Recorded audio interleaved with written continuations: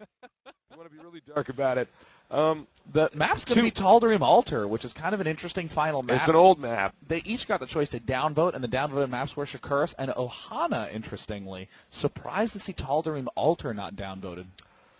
I haven't casted on this map in so long. We canned this map so long ago at GSL. But now we got it here. I'm sure you played on it. It's a very popular map, or was on the ladder. Anyways, introducing our players.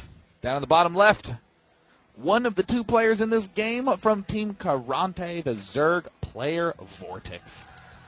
And in the bottom right, the other one of the two players in this game are Terran, the older brother. He is LucifroN.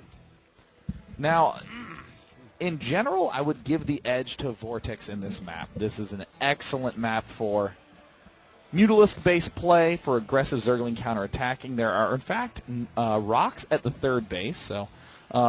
That's super annoying for Zerg. And this distance actually is going to give Terran an edge. Terran can do a really solid push here onto the second base of the Zerg right here. Yeah.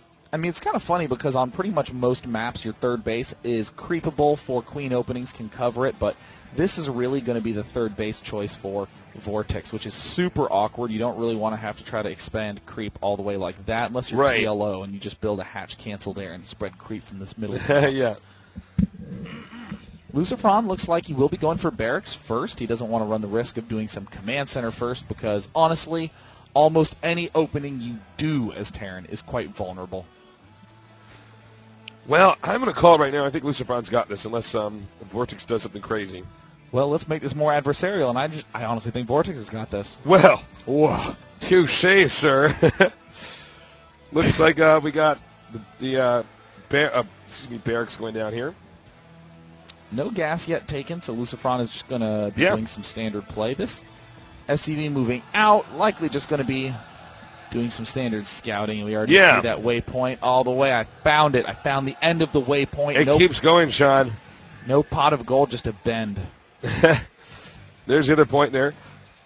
By the way, guys, online, thank you so much for being so sweet to me with my broken rib right now. Yeah, Nick is actually casting with a busted rib right now. Right now. Which is one of the reasons why I'm trying my hardest to be not funny. It is a concerted effort. Thank you for making me laugh. I'm like, ow, ow, ow, ow.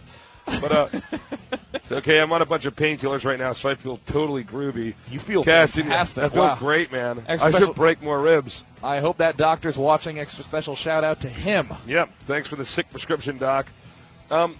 So the second hatch is going to finish up here. LucifroN's almost committed to going for Hellion at this point in time. This shouldn't be a surprise to VortiX. LucifroN has to. Right. It's the only way to both defend that wide open space and aggress against the wide open space. Marines are just too slow. And I don't know, man. If you're in VortiX's spot, what do you think he's going to do? I mean, if I were in VortiX's spot, I would have downvoted Tal'Darim Altar. Ow. That hurt. My ribs. Well, this is weird. VortiX is actually flooding Zerglings. He has 8. He's going to be going up to, what is it? No, he is chilling at 8. Honestly, if I were in VortiX's shoes, I think that there's a number of options that are quite strong on this map.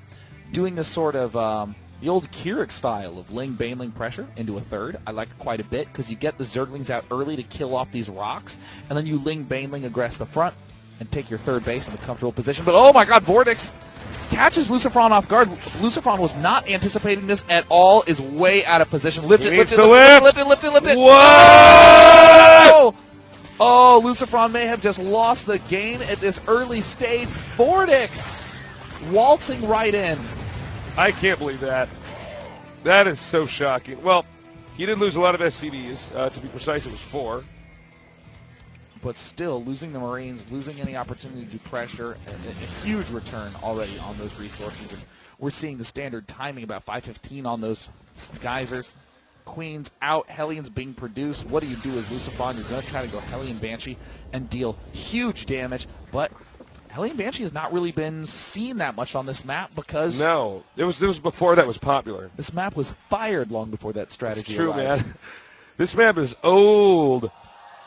I wonder how long we're going to see this map, actually, in StarCraft 2. You know? Well, at least 12 hours. At least 12 more hours of it, right? We got we got the starport now. He's going to go and take a Banshee here. Hellions being made right now. So, yeah, let's see this kind of a modernized style on an older map and see how it works. Per usual, VortiX is going to be going for the Evo. It's probably going to need another Evo, maybe a fourth queen. This is a wide entrance. Yeah, pretty big berth there. Layer just now starting. He may go for mutas here or infestors.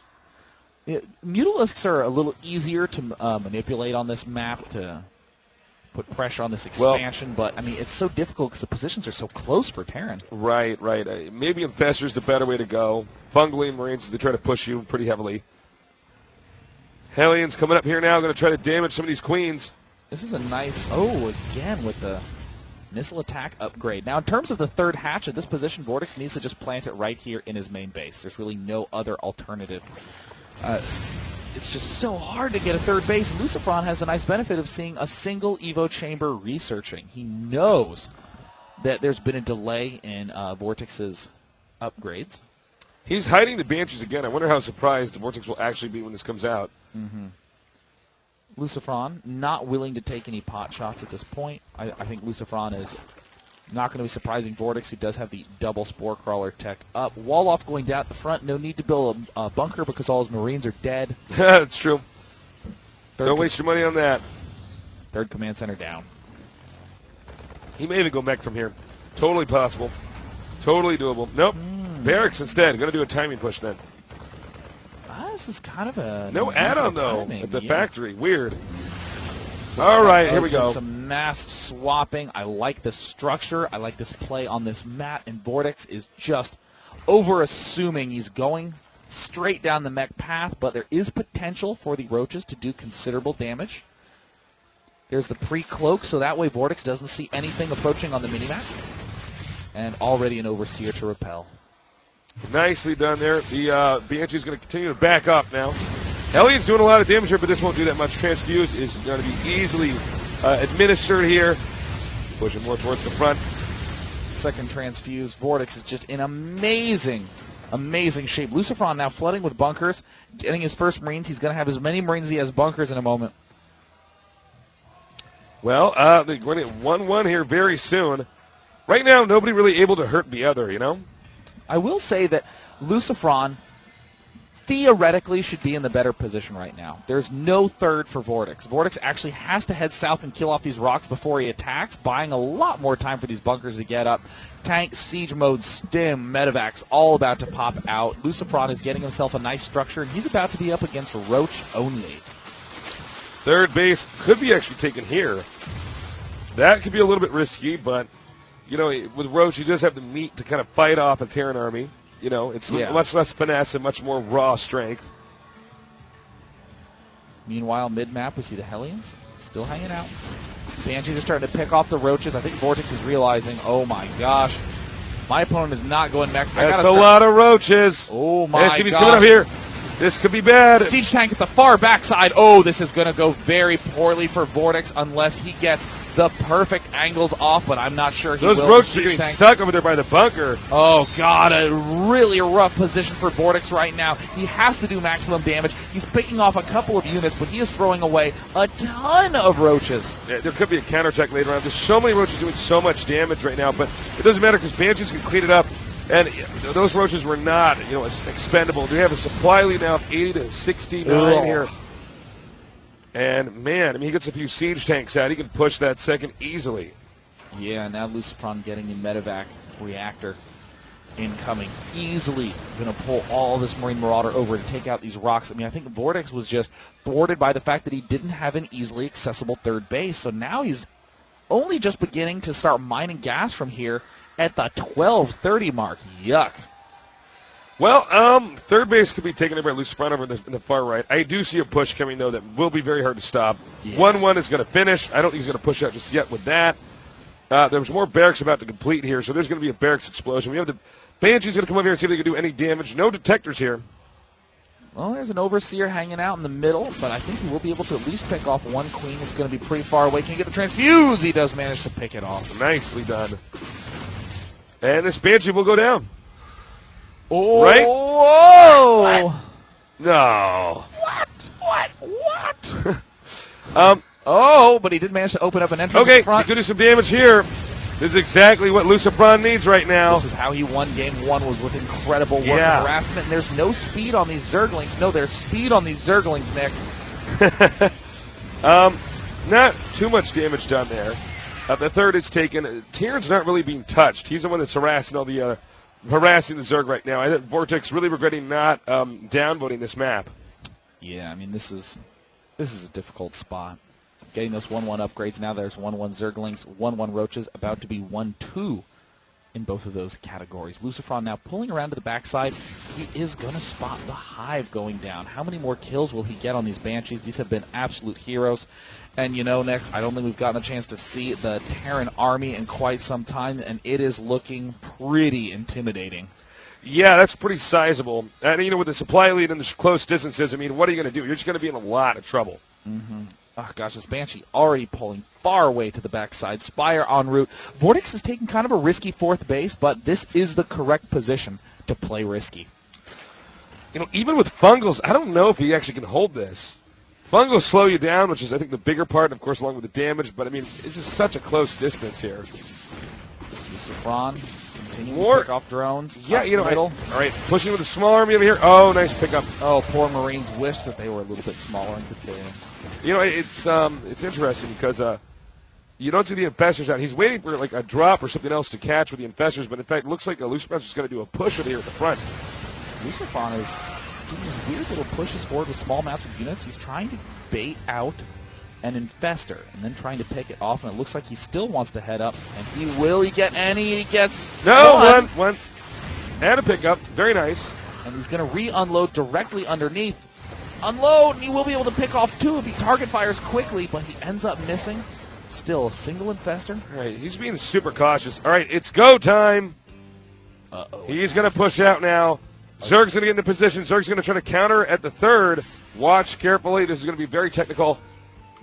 This is going to be a difficult spot for both players. LucifroN has very nice defense at the front line, but none at the back. So I think a counterattack would definitely do some pretty sickening damage to LucifroN at this stage. But VortiX is pulling back. He's pretty much been dry on counterattacks all game long. He's going for it. Is he going to try to push up? No, just continued back and forth action. All right, edging up here. Clean up some creep tumors. Notice he's being very cautious. He's hoping that VortiX is going to bite the bait. VortiX does not have the option to flank here either, by the way. Oh, loses an infestor at the front line. LucifroN is so sick, actually. What a boss. LucifroN playing very, very well. This expansion is completely exposed. Absolutely nothing that VortiX can do about it. Looks like LucifroN is going to be going for this back natural expansion. He will run into a Spore Crawler, but he's going to be pulling straight on back over, and it looks like a runaround attack from LucifroN. All right, the army is not in position. Siege mode is going to... Nope, not yet. Here we go. Broodlords are almost out. There's the redrop from LucifroN at the backside. This is getting so tense, Nick. Yeah, I know. This is like... All right, let's see if you notice the drop. And the Broodlords, of course, going to be very hard to deal with. I think LucifroN might have waited too long to engage this. LucifroN does not actually There's have no Vikings, right? Medevacs. Or excuse me, not any Vikings. Nope. Oh, no. There's a target fire attempted at the 3rd. LucifroN getting a little overeager. This is way too bold. Massive damage on that Marine line. More Marines try to step into the fray. They're not really going to be able to take this hatch out. We'll see the Corruptors start to dwindle down the medevac count. That's going to be really bad for the unit retention. VortiX, oh my god. Oh my god. VortiX has just taken down attacks all-in style attack. Well, I'm surprised by this. I really thought LucifroN should have pushed a little bit sooner, because once you wait for Broodlords, that's when this army like this is going to be useless. Is he making Vikings now? He's got 2 on the way. A triple factory again.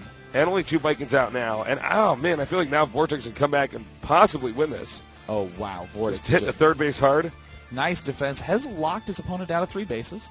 And that bottom base is quite vulnerable. A small drop might be able to pick it off. But, I mean, in LucifroN's shoes, do you feel comfortable enough to do that? You're going to be under fire at your natural expansion right away.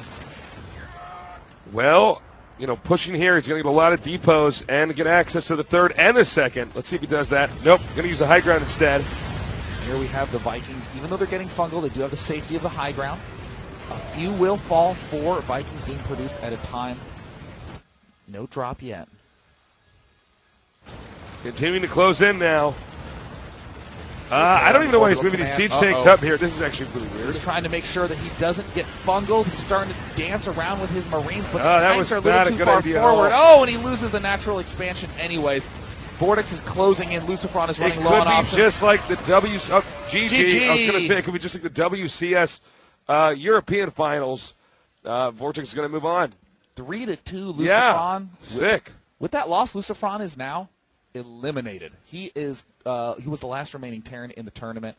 And in the other results, we have Rain taking out Idra 3-1, Creator taking down Illusion 3-0. We have Killer impressively taking down Titan 3-0. Titan who knocked Curious and CJ Antis' Hero out. And with this final result, VortiX will advance. So there are 4 foreigners and 4 Korean in the top 8.